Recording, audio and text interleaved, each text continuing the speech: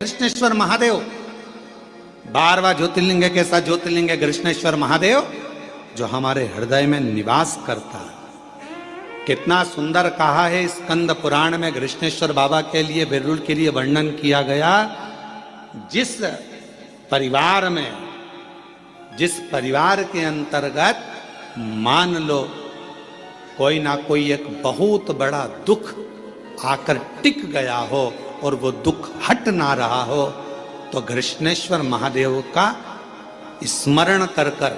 यदि पीपल के वृक्ष के नीचे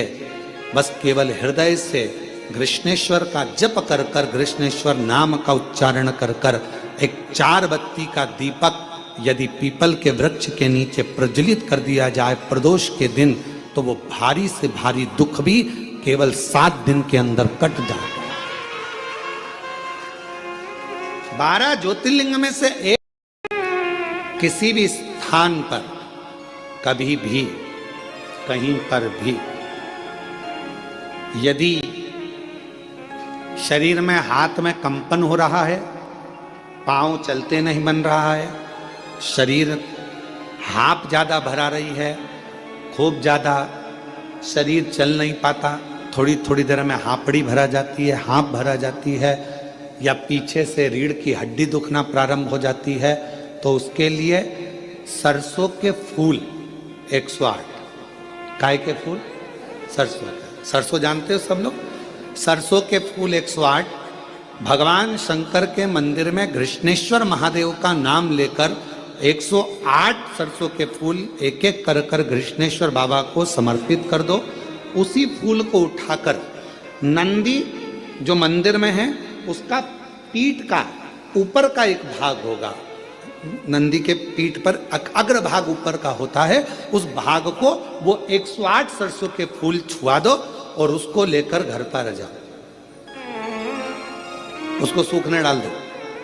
सूखने के बाद वो सरसों के फूल का थोड़ा थोड़ा सा भाग सुबह के समय पर खाली पेट जरा सा भाग रोज खाना प्रारंभ करो। 21 दिन तक, 20 दिन तक अगर आपने रोज खाया, आपके हाथ का कंपन और जो चलने में आपको हाँप भरा रही है वो, और रीढ़ की जो हड्डी दुख रही है उसमें धीरे धीरे अंतर आना अपने आप प्रारंभ हो जाएगा। कृष्णेश्वर महादेव का स्मरण, कृष्णेश्वर फिर कहेंगे यदि श्राद्ध पक्ष के अंदर प्रदोष तिथि पड़े और श्राद्ध की प्रदोष के दिन यदि शाम के समय पर प्रदोष काल में एक 4 बत्ती का गाय के घृत का दीप लगाया जाए और 4 पितरों का स्मरण करो। वो 4 बत्ती का दीपक जलाकर पहले अग्नि स्वधा पितर, दूसरे वर्षद पितर, तीसरे आज्ञ पितर और चौथे सोमपति पितर, इन 4 पितरों को नमन करो, प्रणाम करो, और वो 4 बत्ती का दीपक या तो पीपल के वृक्ष के नीचे या मेरे शिवालय में जो प्रदोष के दिन अंकित कर देता है, जला देता है, प्रकट कर देता है। जो मन से मांगता है पितृ और शिव उसके भंडार कभी खाली नहीं। प्रदोष के दिन 16 श्राद्ध में जो पितृपक्ष चल रहा है, 16 श्राद्ध चल रहे हैं, इसके अंदर जो प्रदोष आए, उस प्रदोष के दिन प्रदोष काल में एक चौमुखी दिया, 4 बत्ती का दिया, गाय के घी का, या तो पीपल का वृक्ष हो, बेलपत्र वृक्ष हो, या आंवले का वृक्ष हो, या बट वृक्ष हो, या तुलसी का क्यारा हो, या शंकर का शिवालय हो, कहीं पर भी शाम के समय प्रदोष काल में अवश्य लगाएं और बाबा से पितरों के जो 4 नाम हैं, 4 दिशा से हम पर करुणा करें, कल्याण करें, हमारे दुख हरें, हमारे तकलीफ़ें हरें, हमारे दुख दूर करें, ऐसी कामना कर कर उन पितरों का आशीर्वाद मिले। 4 पितरों का नाम लेकर और शिव का नाम लेकर उसको पहले अग्नि स्वधा पितर, दूसरे वर्षद पितर, तीसरे आज्ञ पितर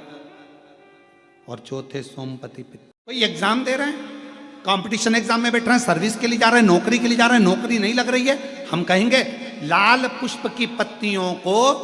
प्रत्येक किसी भी नवरात्रि के अंदर, नवरात्रि के अंतर्गत 9 दिन का तुम नियम बना लो। जैसे कई माताओं का नियम रहता है, मेरा व्रत है, मैं दूध पर, 1 गिलास दूध पर व्रत करूंगी, मैं नंगे पैर चलूंगी, मैं ये व्रत करूंगी, मैं वो व्रत करूंगी। मैं बेटा बेटियों से कहूंगा, नवयुवक बच्चों से कहूंगा, अगर आप कंपटीशन एग्जाम में बैठ रहे हो, अपनी पूरी मेहनत करो, पूरा परिश्रम करो, रात दिन एक करो और लगे रहो। और 9 दिन तक नवरात्रि में 9 लाल फूल की 9 पंखड़ियां या 9 कोई भी चावल लाल कलर में कर कर, कुंकू में कर कर, अगर माँ जगत जननी के मंदिर में नहीं जा सकते, माँ भीड़ रहे तो शिवलिंग की जो जलाधारी है, जहां पानी गोल घूमता है, इस जलाधारी पर कहीं पर भी नवरात्रे में 9 दिन तक या तो लाल फूल की पंखड़ी 9 या 9 चावल के दाने लाल कलर कर कुंकू में, लाल चंदन में उस स्थान पर चढ़ाना प्रारंभ करो। 9 दिन के बाद तुम्हें 15 दिन और निकलेंगे, उसके बाद तुम्हें खुद लगेगा कि तुम्हारी जॉब, तुम्हारी नौकरी तुम्हारा बाबा ने लगाया है।